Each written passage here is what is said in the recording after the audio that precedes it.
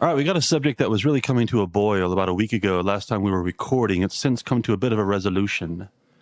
I guess I just gave away the surprise ending to this discussion, but anyway, so we'll get to that in just a minute. It's about the Wisła Stadium. It's been in the news for a good, I don't know, maybe a month or so now.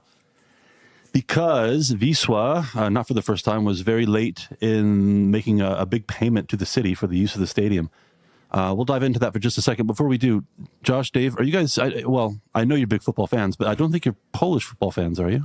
I think we've covered this before. I wouldn't like to paint myself as any kind of aficionado of the extra class. Well, why not, though? Is there something in particular that just doesn't do it for you? Or, I mean, well, you've got live professional football in the same city where you live, but you don't go. They call it the beautiful game, don't they? But in some places. I think if we don't want to alienate all our native audience, perhaps I'll keep my opinion. So you have no opinion on this subject. Do you still go? I haven't been in, it's probably been about 2, maybe 3 seasons. I just had enough. It was boring. You never have ever once, while watching a match, give me the slightest indication that you know anything about football. Yeah, let's not go down that road.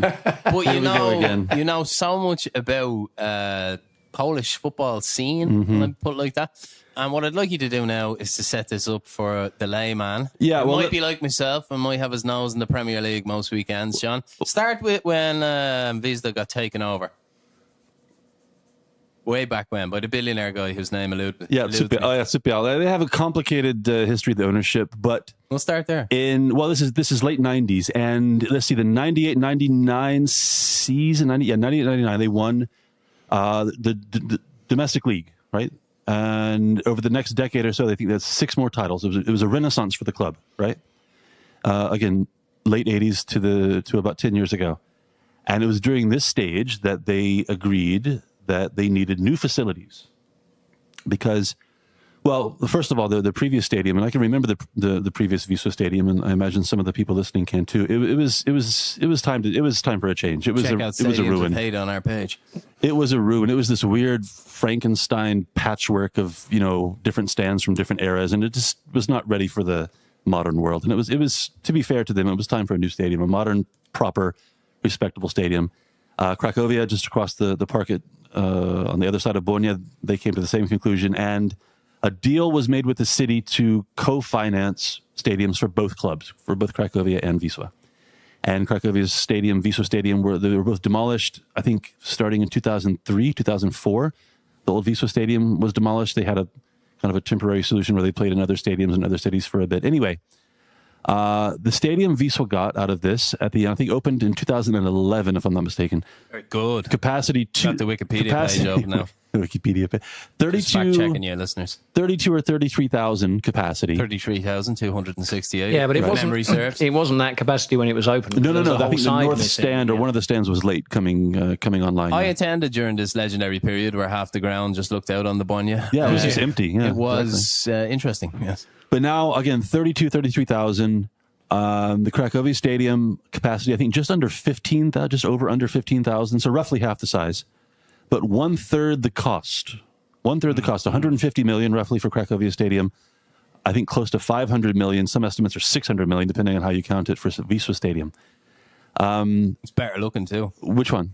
Cracovia. Of course it is. Yeah. Of course it is. It's very neat. This is how can anybody look at the Wisła Stadium and say that's 500 million zlotys well spent? It's so ugly, isn't it?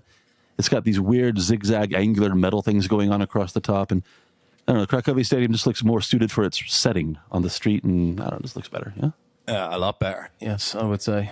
So, I forget what they call that cantilevered. That's what Wisła's stadium is, and you're right, it is very outdated. It's very ugly.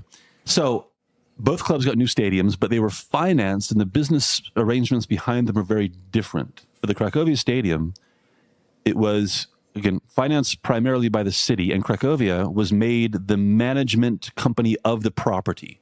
They're responsible for its upkeep. They pay taxes on using the facility. Wisła is the Wisła Football Club is essentially a tenant, just like a tenant in a retail space, in a stadium built and owned by the city. And they're not responsible for the upkeep. The city pays for it and sends Wisła a bill, essentially. Now, how these two stadiums came to get these vastly different business arrangements behind them. I have not been able to find a good answer to that question. Anybody who knows is welcome to contact us and tell me, but it's just what the two clubs negotiated separately with the city. So fast forward 10 years in the Wisła arrangement, and suddenly they have bills that they can't pay, mostly in the form of what is apparently roughly 4 million zlotys in annual upkeep and maintenance, again, done by the city, but invoiced to the club, 4 million. And about a month ago, Wisła announced that they did not have the money to make a payment to the city in time to keep their license, keep their formal permission to keep the ground open and to play the upcoming season, which in fact starts tomorrow as we're recording this. They didn't have 4 million zlotys. And let's stop there for a second. Josh, do you find it odd that a big club in Poland, big club like Wisła, doesn't have 4 million zlotys? Okay, it's a lot of money to have in your hand, but in the context of, football, this doesn't seem like a lot of money. Isn't it strange they don't have 4 million zlotys?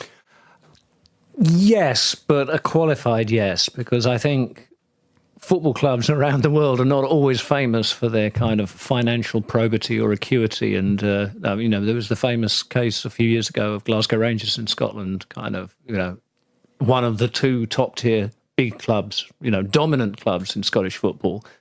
Little tax kind of finagling was uncovered, and they were unable to pay it. And as well as being punished by being dropped down a couple of divisions, I mean, they also were totally broke. Just for bad management? Bad book. I mean, it's not unknown. The ground holds over 50,000 people. Yeah. It's not unknown in football for, an enthusiastic billionaire owner take over and think that, pump a bit of money in and then, success will be theirs. And a few years down the road when there's a bit of success but not really enough, and you've got a stable of expensive players on, high salaries who are not quite performing as much as they're costing, and the receipts from fans coming to visit are not really covering the costs. Okay, there are cash flow problems, but does it ever dip down below 4 million zlotys? That seems like a really low bar. Well, if you do, yeah, exactly. And I mean, if you're already overfinanced, then a bank may not be particularly keen to say like, oh yeah, okay, we'll let you have a million. Okay, so I get what you're saying. The club we support, Liverpool, paid £65 million for a goalkeeper today. There is a lot of money in football, but not a lot of money in Polish football. Wisła haven't won the league in the last few years, so they're not getting that. They haven't won the league in 8 years. Actually. They're not getting that European Wonga. That's where all the big and that is a lot of money, actually. Let's back up for a second. And so about a month ago, they say, listen, to the city of Krakow, they say, listen, we don't have this money. We can't make the payment on time. They asked for some kind of extension. And this started the brinksmanship, the showdown, where the city says, no, here's your hard deadline for the payment. I think it was exactly 3.9 million zlotys.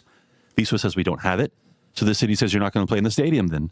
And then the talk turns to, well, where is Wisła going to play? The season's going to start. If they can't play here, where are they going to play? Are they facing the humiliation of having to take their show on the road to God knows where in some, second, third-rate stadium? So the great, mighty, famous Wisła will be humbled by not only the fact they can't pay their own bills, but by the fact they'll play in some local club's ground that holds 1,500 people. They're looking at that possibility. But as I mentioned earlier, as I gave it away earlier, they came to an understanding with the city. They're going to make a partial payment in the next 48 hours, apparently, and all will be well until the next crisis comes in a few months. Dave, they need to work on the ancillary revenue at the ground. There's nothing there, and there's loads of potential, to have people down there early, to have better sessions. Isn't there a lot of corporate areas? That was a huge problem. Nobody could figure out what to do with all the office space and the conference rooms that were built at enormous expense in some of the stands. This is true. I mean, they built the stadium in the expectation, naive as it turns out, that they would regularly be competing in European competitions. And to host those competitions, they needed, UEFA grades or UEFA standards. There are different ones, capacity, seating capacity, obviously, press facilities. He just doesn't understand football. They need a sugar daddy, John. They need a sugar daddy. That's what they need, a young billionaire. That's the only thing that works. Well, they had that. They had the rich guy, and look what they need a new rich guy. A different rich guy. Okay. Calling all rich guys who listen to the KrakCast. I mean, with our millions of listeners, there must be at least 100 millionaires, I think, listening right now. Well, there's that joke, isn't there, about how do you become the millionaire owner of a football club? Well, you start out being a billionaire owner of a football club. Yeah. So it seems like a case of hubris, high expectations, unrealistic expectations. Who remembers the last time Wisła was in Europe? I remember they played a team from Cyprus, and they All they needed was a draw and 93rd minute goal. Salonika or something. Yeah, exactly. And that was the end of their European dream. Who's gone to Europe since then? Poznan's been to Europe. Yeah. Legia. And help me, somebody. Dave, what's the, I'll put you on the spot here. Explain the arcane format structure of the pre-qualification for the European Cup. If the Polish league winner automatically qualifies for what?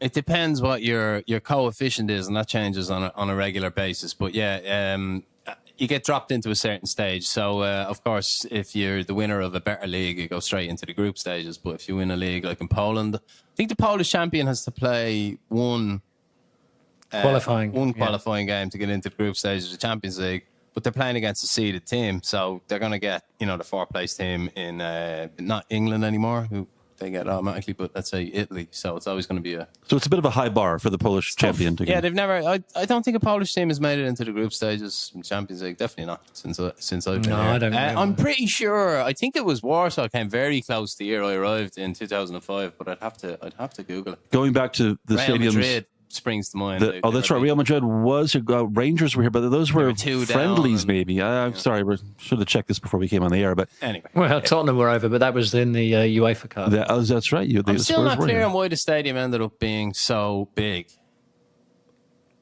I mean, wasn't there something to do with they were kind of hedging their bets for the Euros as well? Well, that was also in the mix of Euro 2012. And then we never ended up getting games anyway. No, we got cut not because of any stadium issues, but because the hotel capacity and the city is already full in the summertime, and so that's why who beat us out? Wrocław? This is what it says on the official Wikipedia page for the stadium. Krakow was a reserve city for the Euro 2012 in Poland and Ukraine. Visa Stadium was the planned venue for that tournament.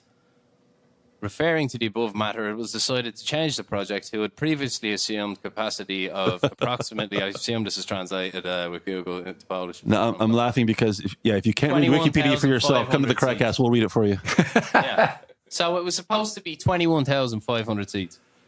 And you know what? Oh, by the way, I checked Where did the extra 10,000 I don't know. I have no idea. The average That's the problem. The average attendance over the last 5 years, average attendance at Wisła is just over 15,000. So call it not even 50%. Oh, John wonders why the half-empty football stadium every week is having trouble. I mean, what could it be? Yeah, but okay, no, I'm not wondering why. No, I'm wondering why they can't pay their bills. Because it's half-empty every week. That's where your rich owner, your guy who's supposed to parachute in with his billions. Last time I went to a Wisła game, which was an extra class game, about 3-4 years ago maybe, and it was on a Saturday afternoon, and the stadium wasn't even half full. I was kind of like, is this actually a proper game or just some kind of the under 21s or something? Yeah? If for Legia Warsaw it'll be full, for Lech Poznan it'll be full, for Cracovia of course, but apart from those three matches, I think they used to get a good crowd for Śląsk Wrocław as well.